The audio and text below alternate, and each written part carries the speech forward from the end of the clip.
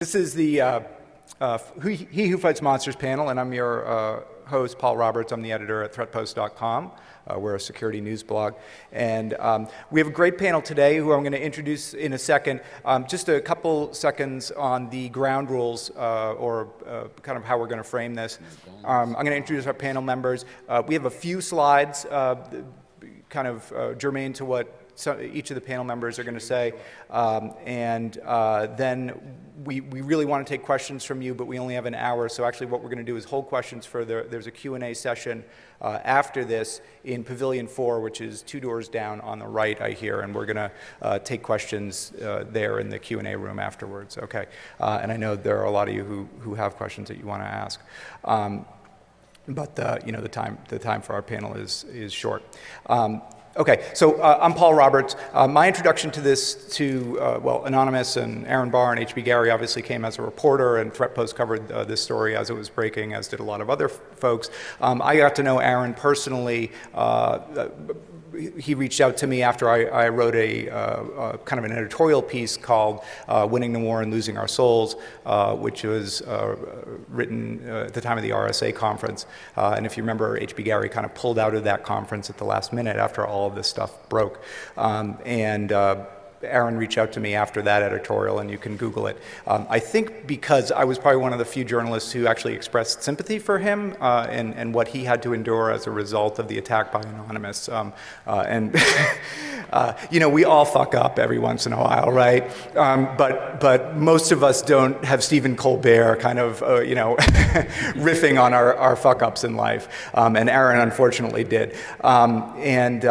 He, at that time, myself and I know Josh, thought about Defcon as a great way to kind of come back to this issue, hopefully with Aaron in our midst, to figure out what it all meant. And Aaron also, to his credit, very much wanted to do that. Unfortunately, attorneys got involved, in particular attorneys for H.B. Gary, which put the kibosh on that plan. They contacted Aaron. They, you know, basically threatened a lawsuit if he were to appear in this panel. They called his new employer and let them know that they would be, you know, pursuing legal action. And, you know, Aaron's a guy who's got a wife and kids and a mortgage, and we all know how that works. But I want to, you know, just in the beginning of the panel, sort of give props to Aaron Barr for having at least the courage to, you know, put himself out there and propose to come up here, even if the lawyers kept him from doing it. Okay, let me introduce our panel members, starting from the left. Josh Corman is the Director of Security Intelligence for Akamai Corporation. He says, unless you have plans to attack him, in which case he is the Research Director for the Enterprise Security Practice at the 451 Group. Josh has more than a decade of experience with security and networking software. For real, it's a real decade, not an 8-year decade. And most recently serving as, before Enterprise Security Practice, a Research Director for the Enterprise Security Practice. Before that, Principal Security Strategist at IBM Internet Security Systems. His research cuts across sectors to the core challenges of the industry and drives evolutionary strategies, yada, yada, yada. Jeric, to his right, has been poking around the hacker security scene for 18 years. That's a real 18 years, okay, not the kind of 18 years that are only 12 years. Building valuable skills such as skepticism and alcohol tolerance. Which he's put to the test at this year's show. As a hacker turned security whore, he has a great perspective to offer, unsolicited opinion on just about any security topic. He's a longtime advocate of advancing the field, sometimes by any means necessary, so we're going to talk about that. And he thinks the idea of forward thinking is quaint. We're supposed to be thinking that way all the time. No degree, no certifications, just a willingness to say things that most industry is thinking, but unwilling to say themselves. He remains a champion of security industry integrity and in small, misunderstood creatures, and you can find him at attrition.org. All right, yeah, let's hear it for attrition.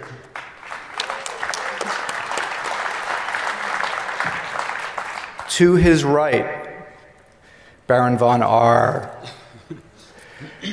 He's worked as a security professional for 13 years. That's a real 13 years, Baron?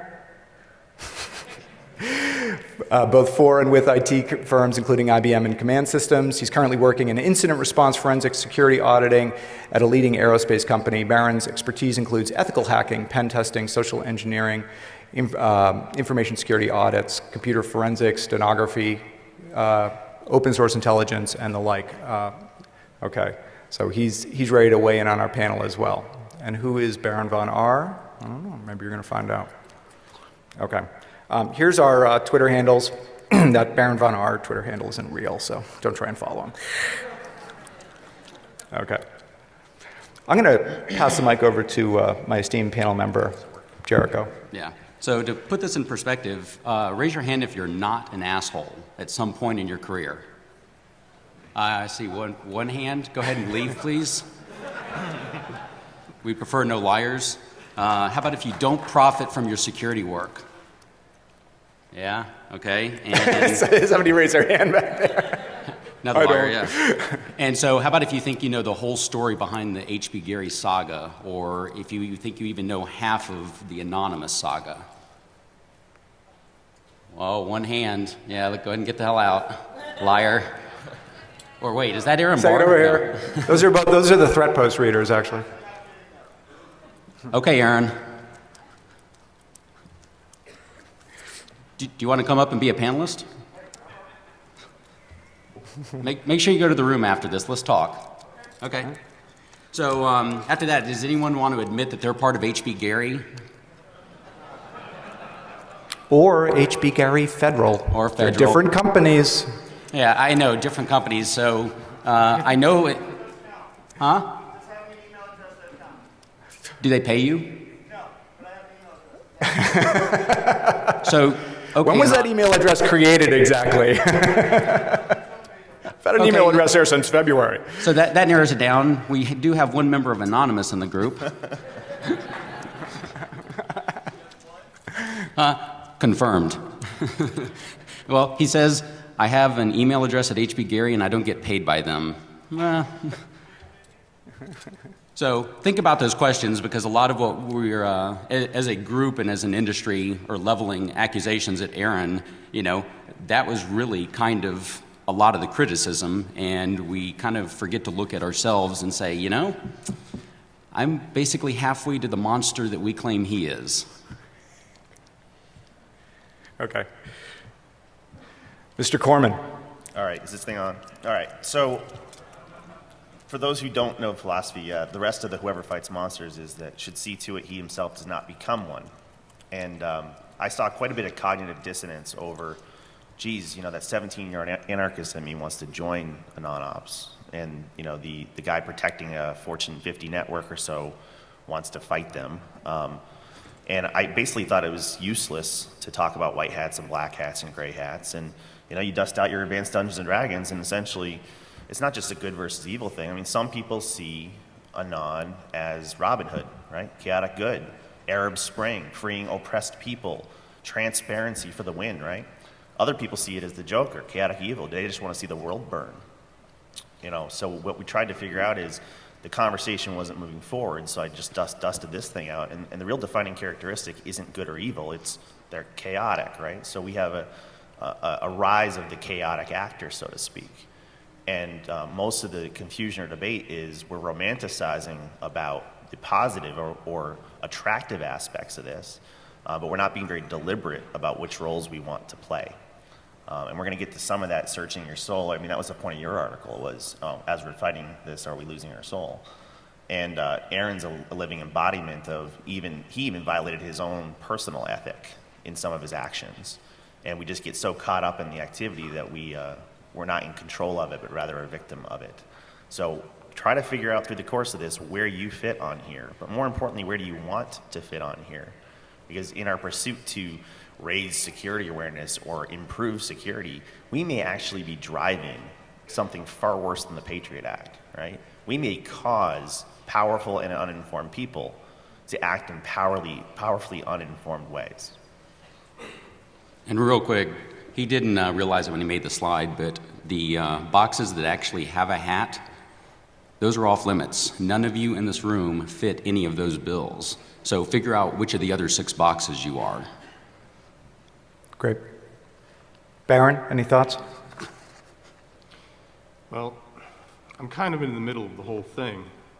From a perspective of the government and the intelligence agencies, all of this kind of activity, especially on Aaron's part, is a part and party of what we've been doing since the beginning, since the forming of this nation: disinformation, intelligence gathering. So what Aaron did, yes, it kind of crosses the line when you start to talk to a company or in this case, a law firm that's going to go after individuals within our own country. Even the CIA wasn't chartered to do that. So yeah, in my book he crossed it. But as Richard Thiem said in his Black Hat tutorial, it's all gray. One man's terrorist is another man's freedom fighter. You just have to know where you sit, and you have to come to grips with it. Okay, thanks. Good thoughts. I think I'm going to start just with I think probably a question that the answer of which will maybe help us understand where each of you guys come from. But who is anonymous in your minds? Whether that's who they are literally or who they are kind of symbolically. I'll take a stab, but I think people think anonymous. Well, first of all, there's probably several participants in the room, maybe even on the stage. And it's not a group, right? I mean, we know this, but I'm just to tell you things you already know. Anonymous is not a group. Essentially, it's like Taylor Rental branding. It's a franchise.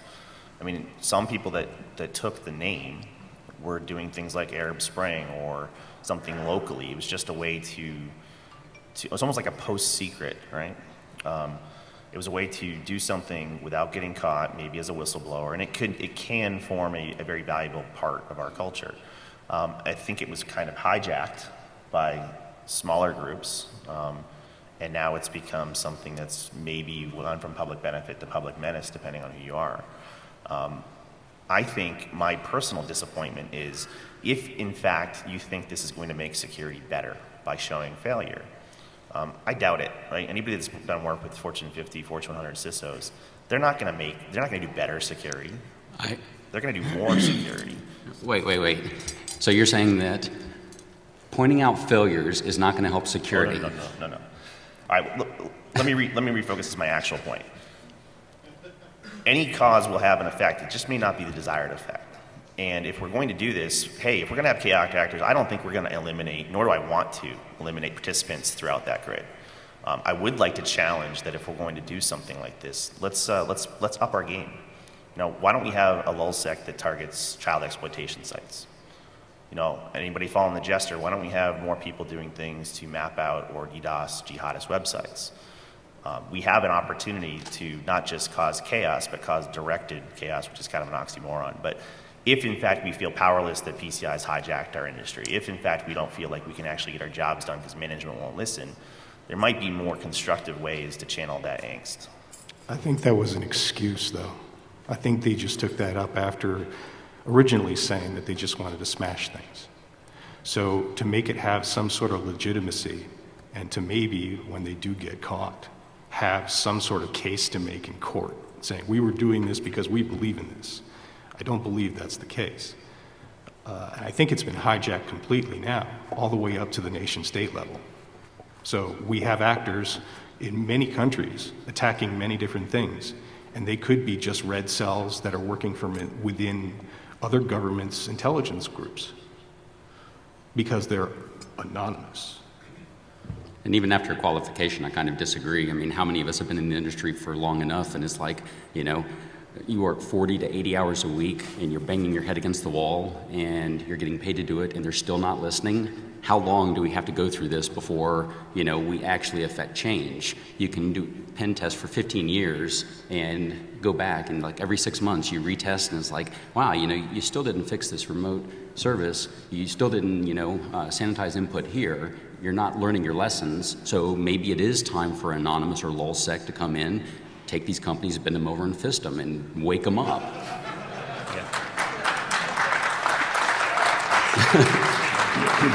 I would agree with... It's kind of anonymous as a business model, right? I would agree there's a need, but I think that the companies will just go back to their somnambulism the C-levels will just go back to playing with their iPads and their new toys, and they'll, go right across the policies and say, it's not for me, I'm a C-level. So no matter how scared you make them, they're just going to fall back into old bad patterns. It's not going to make a change. So, I'm not going to for a second say that there isn't the opportunity for some way to change the game. What we're doing clearly isn't working. I've seen the reaction of victims of LulzSec, and they're not getting smarter. I guess that's my point. It's that I think there's the opportunity here to catalyze a different conversation, to drive things forward instead of just banging your head against the wall for 15 years. I'm just not seeing that message sent equals message received. In fact, you look at the Sony thing, because of the earthquake happening and costing them far more damage and financial loss than the punishment campaign and sustained raping of 23 on your last count on your website. Best timeline of the Sony Ponage campaign is on the attrition site. But that almost made us go from, just think of a timeline. We went from unmotivated and ignorant of the chaotic actors or of exploitation to aware and motivated, straight past that to hyper-aware and numb, right? We've gone from inaction of one kind to inaction of another. It's actually not really hurting Sony that bad. As much as we felt like, yeah, rah, we showed the weakness in their security posture. This is a rounding error on the losses they had from the earthquakes. It's a rounding error. And my fear is that, again, powerful and uninformed executives are going to look at this as a highly acceptable loss. So I'm not saying don't do this. I actually like lots of aspects of this. I think it could be channeled into a catalyzing event. But if it's simply some reason to ignore our entire industry, then we fucked up. Well, you say that, these companies aren't learning, and for the most part, you're right, but just as an example, so Sony, they get bent over in all kinds of creative ways, and that's right after they fired all kinds of security staff. Well, are they learning? Well, maybe. There was someone very high up in the Sony security job line that was at Black Hat. Well, why would they send that person here, if they had fired security staff and didn't care? Maybe now they are saying, well, okay, it might be worth, this security thingy that, we hear so much about. Now, this is going to take people like myself and others to help control the narrative. I hope the press helps control a responsible narrative. But a good lesson that Anonymous and LulzSec could have done with Sony, and what I'm trying to focus away from how were they pwned, because who cares? There's a million ways to pwn them. Here's a good takeaway. If you sue a researcher who finds a vulnerability in your platform, you're going to get raped, right? If you haven't figured out the ideas behind coordinated disclosure, or that those kinds of actions have negative consequences, we've now upped the ante.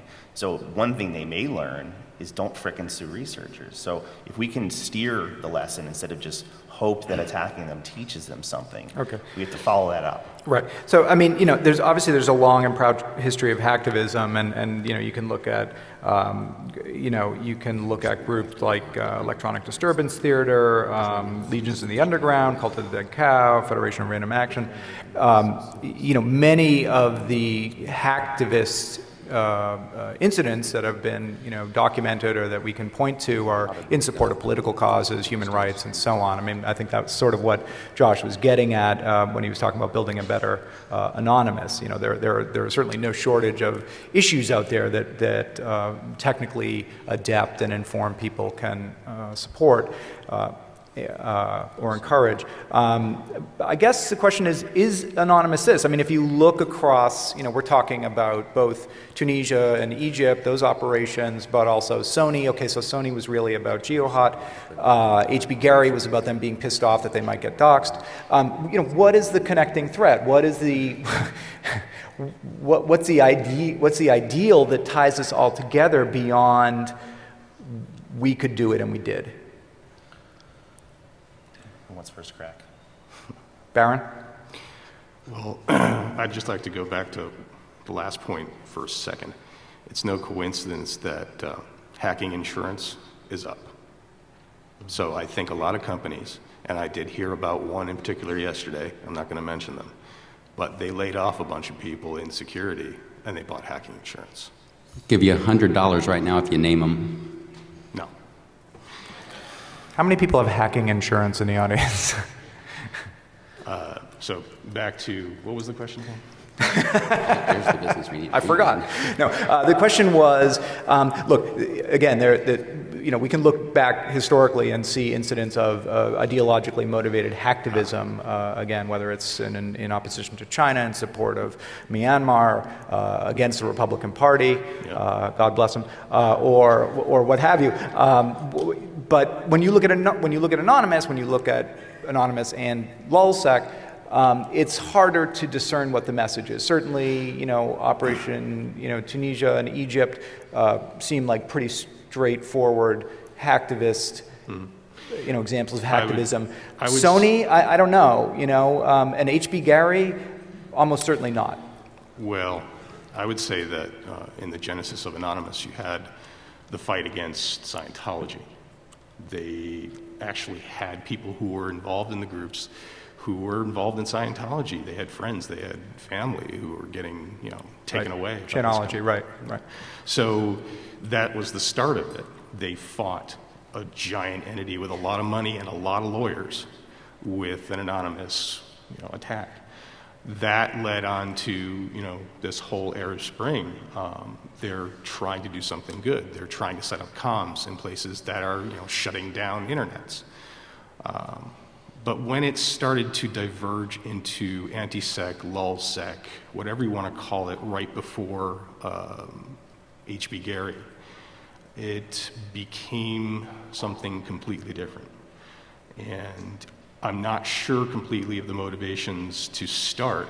I know that Aaron had said things. He had said them publicly on the news, and they didn't like it, and they just took him down. His fault, frankly. After the spool came out and everything started to come out about what they were doing, a lot more people jumped on the bandwagon. But after that, LulzSec really seemed to kind of lose its aegis. Now they're just hitting the Phoenix PD because they don't like the way the Phoenix laws are on immigration. Well, I don't like them either. But outing law enforcement officers who are bound by duty to actually carry out legislation that a legislator has put together, they have no say over? I mean, other than one vote per person? You're just putting them in danger. A CI list recently came out, evidently, too. I haven't seen it yet. But, there could be people in danger now because their names are known as CIs. I also know there's a lot of practitioners in the room. We like to break stuff in part of our persona. And he mentioned Richard Thiem. I mean, he's going to present again today, I believe. But if you haven't seen him present before, first of all, you need to see him present. But second, he's really resonating with a lot of the themes that went in the preparation of this panel. But in your day job, right, you've been working really, really hard to try to make sure you can accomplish your mission.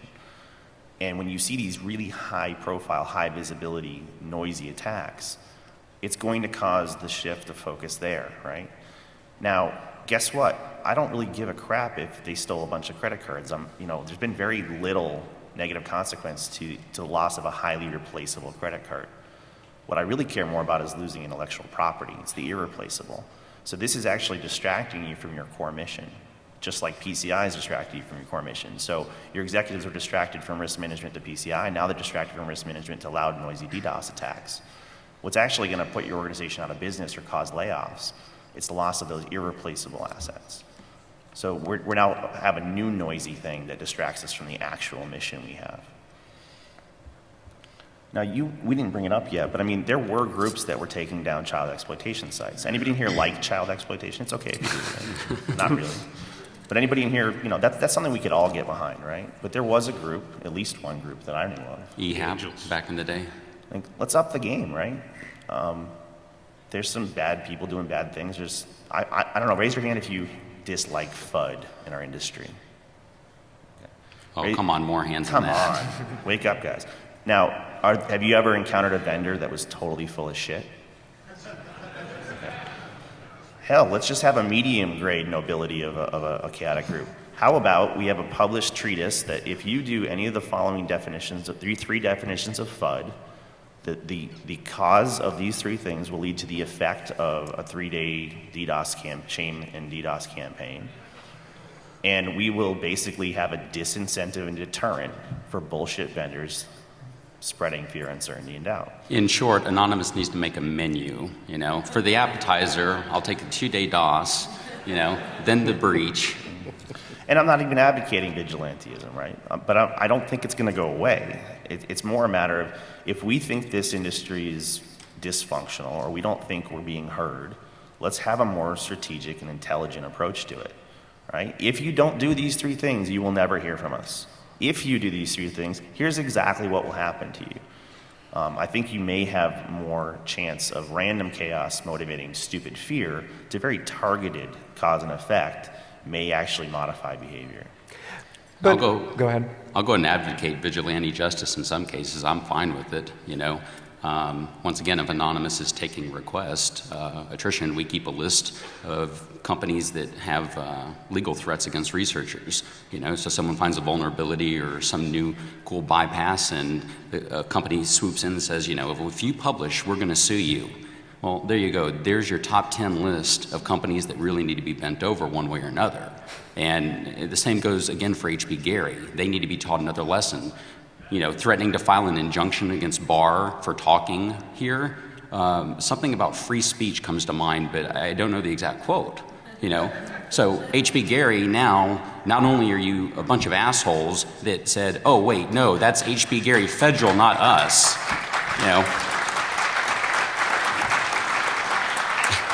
So, yeah, they laid all the blame on Aaron Barr. Oh, he's the mega asshole. But wait a minute. Now that he's gone, you turn around and you show that you have, I want to say a more evil streak by trying to limit him. And, again, Paul covered this. I understand why Aaron backed out. And the kind of neat part is that originally there's 2 times he tried to back out of the panel. The first time he resolved it. He talked to his new employer, and he still made the effort to get on the panel. And that was really cool of him. And then the second one was, it's too much. Like I said, wife, kids, mortgage, he's got too much to lose now. So, just take it all into account and consider the entire picture as much as we know of it. Yep. And I want to talk about HB Gary because I definitely don't want to reward them for suing Aaron off our panel and trying to squelch discussion of what was revealed by the hack of that company and what came out of those emails. So we are going to talk about that, and we're not going to let HB Gary kind of get away with stifling that discussion. But just to follow up, I'm wondering when you're talking about Anonymous or something like it as a tool to enforce best practice, I guess, in a way. Drink. Huh? You said best practice. Okay, so yeah, sorry. But isn't what you're sort of sketching out a kind of vigilantism? So it's like as somebody said to me yesterday, it's like the Clint Eastwood movie. Sort of Clint Eastwood comes into town, but of course you never know what town Clint Eastwood's going to come into. You never know where he's going to choose to enforce order or enforce his version of order, and you may not agree with his version of That's order. right. But I guess I'm acknowledging that this is happening, and I'm put my big boy pants on and saying it's not going to go away. Just look at what's happening within a non-ops or LulzSec. They're turning on each other. We now have topiary in custody if you believe it's topiary. And there's good evidence that it is. They're going to lean on him. They're going to squeeze him. He's going to turn. Some of the doxing events we saw were basically rifts within the group. So when you don't have an organizing principle, when you don't have a mission or a goal, you're just kind of doing shit, it self-destructs to a certain extent. So I think there's an opportunity here that if the real driving force was that you think security sucks and you want to make it better, that's an if, right? It's a conditional statement. I'm not so sure that the current 1.0 or 2.0 is working. Do you think the information that came out of the attack on HB Gary, including the plans, Team Themis, and the back and forth with Hunt and Williams and the Chamber of Commerce, did the transparency that we as a community gained about those types of dealings justify the attack? And a second question might be, do any of you think that the harsh light of daylight that was shown on those types of dealings have curtailed those types of contracts, projects, negotiations, discussions, either within the Beltway or anywhere else? It's been going on for a very long time in the private sector. Private sector intelligence is a very, very big business. Before Z, before Blackwater. Many former intelligence operatives go into business for themselves and do black ops type of work for companies, inside and outside of this country. So it's nothing new. It's just somebody got their hand caught. That's all. Well, I guess the real question for the audience then is the whole H.B. Gary saga, when we learned what they were doing, who was actually surprised at anything they were doing, proposing, or just spitballing? Who was honestly like, wow, I've never heard a company do this? I think I saw one hand, and that's good. Because like you said, this has been, you know, a multi-million, if not $1 billion business. The thing is, we just don't know all the companies that have been doing it. They just haven't hit the news. Mike? Why do you have to be behind a mask to promote accountability? If you want to promote accountability, unmask yourself and show you are. Yeah, we were in a hurry. Why should I believe you if you're going to hide your face from me? Yeah, so the question is, why do we listen to this guy if he's not willing to show his face? Shall I unmask myself? Are you a fed? Well, wait. Wait. There are people out here that will say they'll straight out, they'll dox you, they'll get at your family, they'll get at your work, they'll get at your entire life because of the fact of what you do. If you feel you need to cover up your face, keep yourself safe, do it. Okay, so we have two different opinions, but then the question becomes, you know, who listens to LulzSec? When they say we hack something, but they haven't actually released the information, who believes anonymous when they say something? Let's do a quick show of hands, though. Who thinks we shouldn't listen to a fucking thing he says because maybe he's a Fed, maybe he has an agenda? We don't know who the fuck he is. Why should we listen to him? Who thinks he should unmask? Raise your hand. Come on, be more courageous. Only a couple people? Okay, just to make sure, who thinks he should stay masked? I think this is what they call a self-selecting population. So, real quick, that's an excellent question, but it goes back to why does someone need to show their identity if they're making good points or if they have relevant experience, you know? And now that we're a little ways into the panel, I'll say we vetted him. We know his background. We know some of what he's done, some of which he can't talk about, and we know that he will add a certain perspective to the panel. So we were fine with that, him coming on, claiming to be anything he wanted to be. Within reason. I am a squirrel.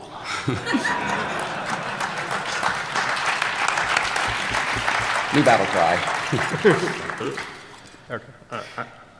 Go ahead. As for the gentleman talking about being doxxed, I'm in the open. I've always been in the open. I'm not covert. I'm overt.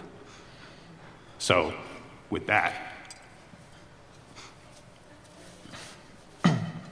Okay, and now everyone in the audience is going, who the fuck is that anyway? We still. I'm overt, but I don't have my picture out there that often. Raise your That's just a hand if you know personal who this choice. is. 4, 5, 6, yeah. So you're still masked. Yeah, I'm still masked. So in short, and that's why it's such a great question, is mask or no mask, it doesn't really matter, you know? It's more about the message, the content. Do you want to that we're introduce kind yourself of- to the audience? What's that? Do you want to introduce yourself? I go by the name Cryptia. I have a blog on WordPress. I've been blogging about LulzSec and Anonymous for quite some time. They know who I am. I have treaded the line where I say to them, hey, you want to out people for doing bad things? Cool. But do it right. Stop this crap where you're just, SQLing, taking down, data that's unimportant. Your last dump that I looked at, the Mantech dump, one SBU document, sensitive but unclassified. You can get it with Google. In short, he's saying you're a bunch of pussies for that one. And I did say that in the blog. So learn your target. Know what they're doing. Really, one of my last posts, I said, look, the real dirt has only come out from insiders. You had the Pentagon Papers, you had Deep Throat,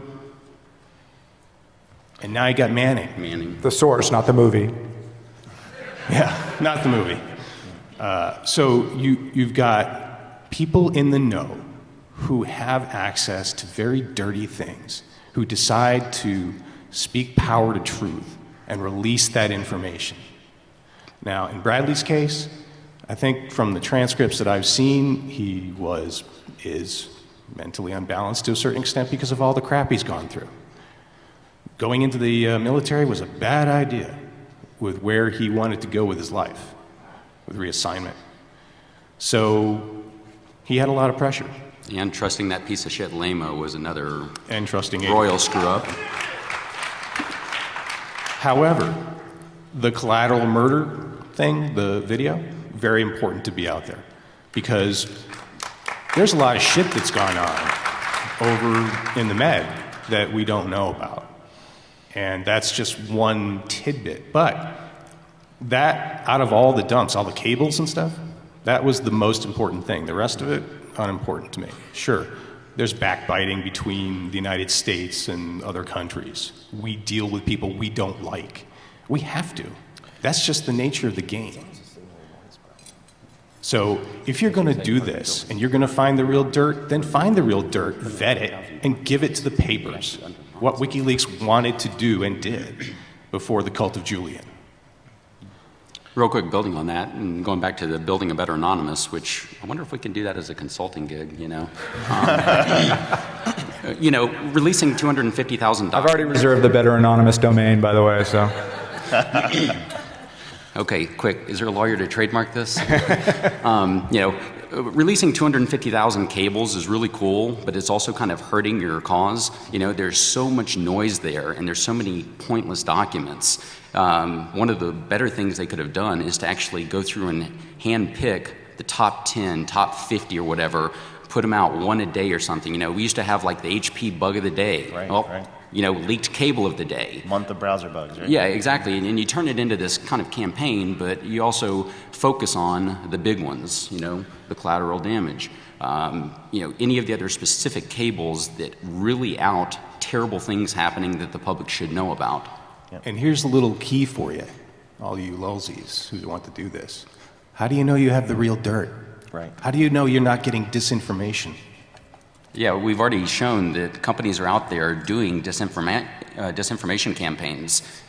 Has Anon or Lulz fallen into one of their traps? Mm-hmm. Have we now been fed a bunch of shit made up by the companies that we think we know something about?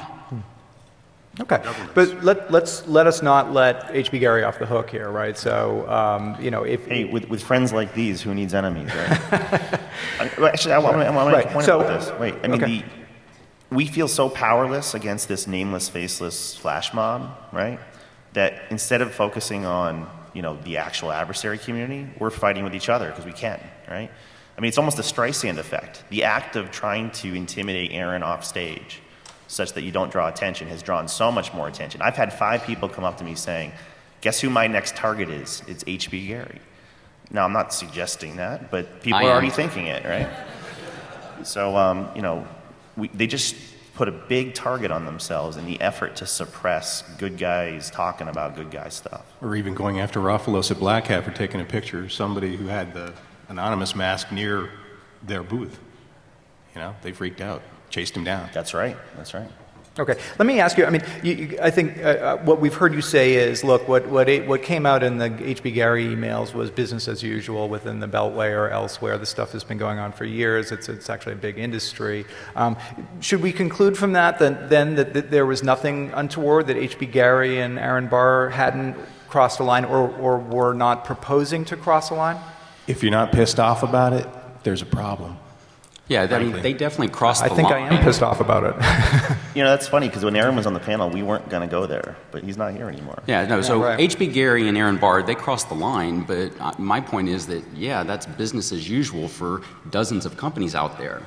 you know? And even then, how many companies unrelated to that entire field of, you know, information gathering and open intel, how many of these other companies have ethical lapses? You know, if you need to be reminded, once again, attrition errata, we keep a list of shit like that. And when you start going down this list and you realize it's like page down, page down, page down, what the fuck is this, you know? And it goes back a long way. And that represents literally 10 minutes of work a week because we're busy doing other stuff. What happens if we actually built a real timeline? Every company that you do business with, they've done something shady in the past. And odds are, they've done something shady in the past 3 months.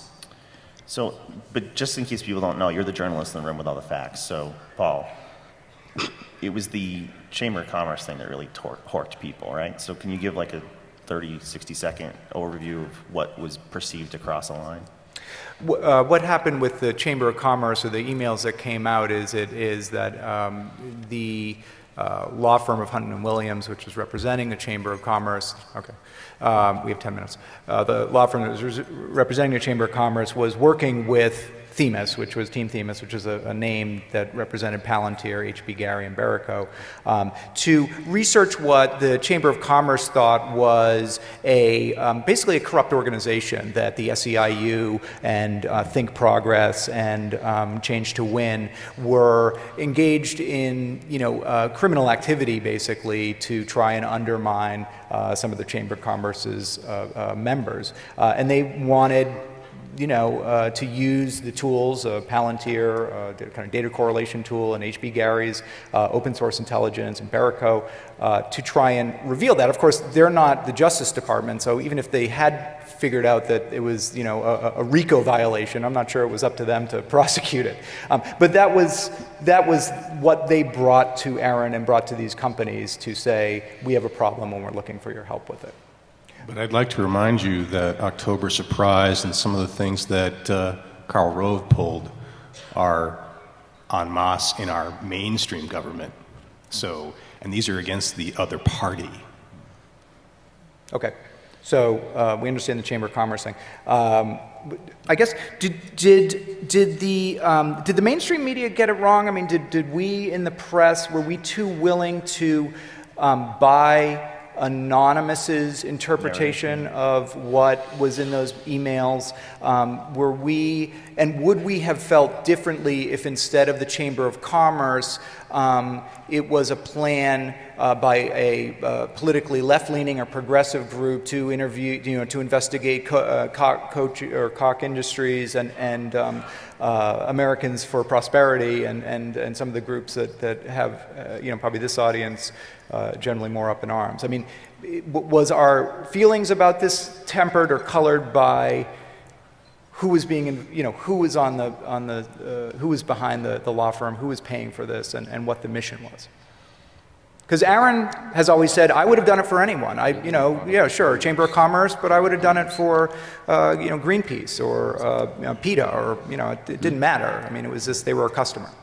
He's client agnostic. Client agnostic, right? Everybody's their money's all green. Does it matter? Did the press get it wrong?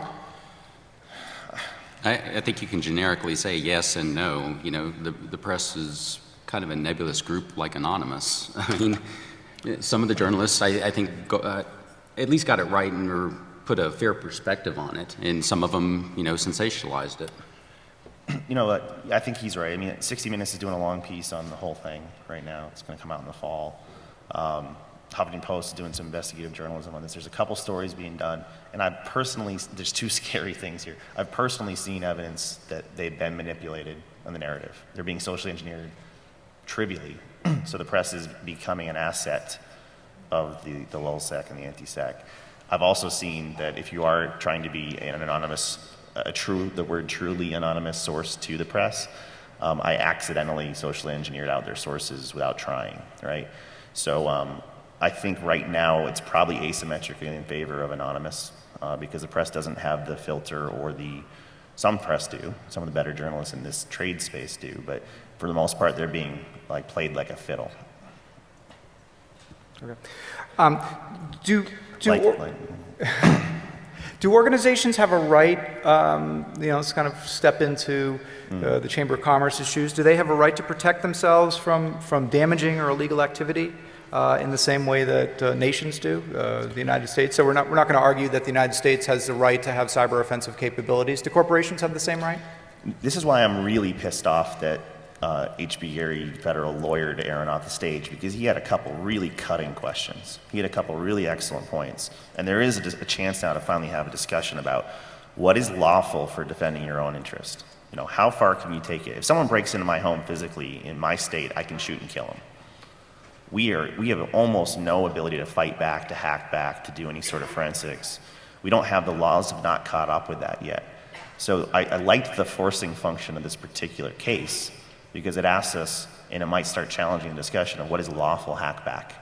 You know, and because there aren't laws, there's a lot of gray area and ambiguity, and maybe if you consult with your own internal counsel, maybe you should start stretching that ambiguity right now, because we cannot withstand an attack on pure passive defense. We are getting our asses kicked. Others? Nation states have rules that they've set up. Corporations are corporations, but they've recently, well, I don't know how recently the ruling was, but they're considered personal entities, a single entity that can be treated as a person. You know, that whole thing with the Supreme Court recently about money and advertising and all that.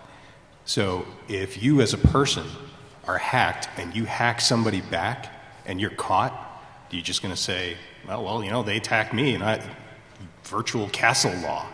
It's not going to work. So no, they didn't have the right to do that. Take a look at offensivecountermeasures.com. Some of the stuff Paul Akam's doing, John Strand's been doing. They're not saying these things are legal, but we're going from purely only defense to maybe unlawful offense, and there's a continuum there of active defense, and there's some things where there's a lot more you probably could do, and if you get some legal coverage in advance, you could probably stretch that a little further.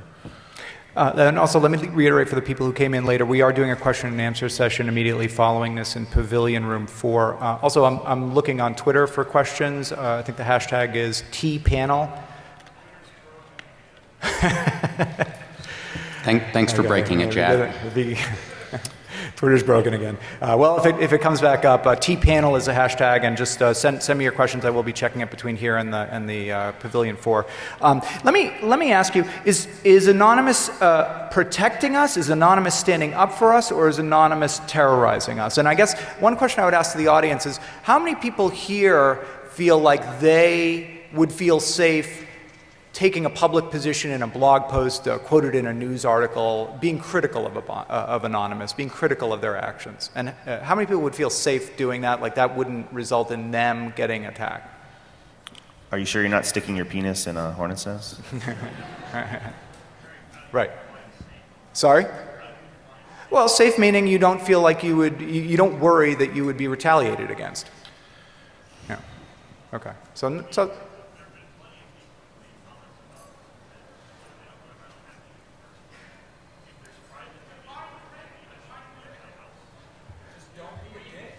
uh-huh. Respect them, okay. What if you choose not to respect them? Well, as an example, I don't know.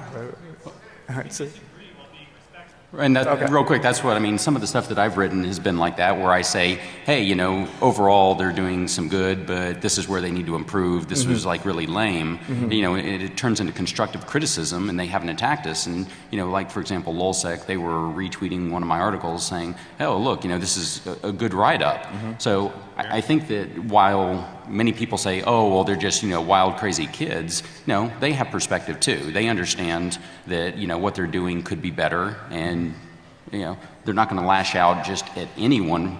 They're probably going to go after the people that attack them needlessly or say something that's just really stupid. Yeah.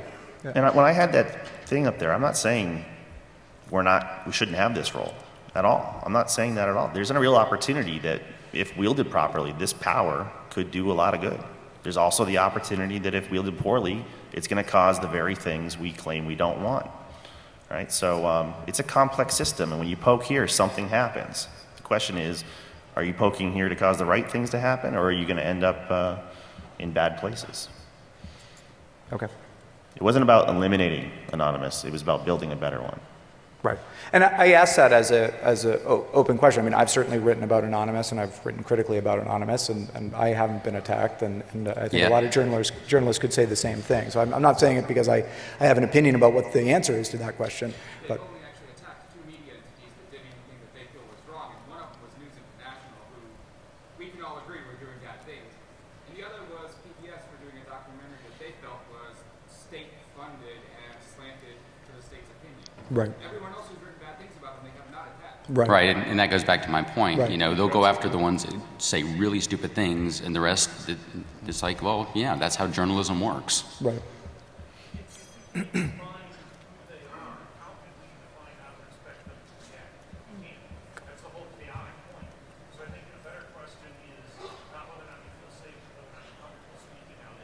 Right. We're out of time. Right. Right. Well, and to the point here, you know, we've only, you know, I'm sorry, they've only attacked two news organizations. You know, it's kind of like, you know, if you're Armenian, you know, we've only attacked two Armenians, and one was this guy, and the other was that guy, and you know, so if you're Armenian, you probably don't have to worry. You know, an attack's an attack. But I think I'm getting the big Defcon X, which means we're out of time. But I thank you very much for coming today, and question and answer panel follows in Pavilion 4.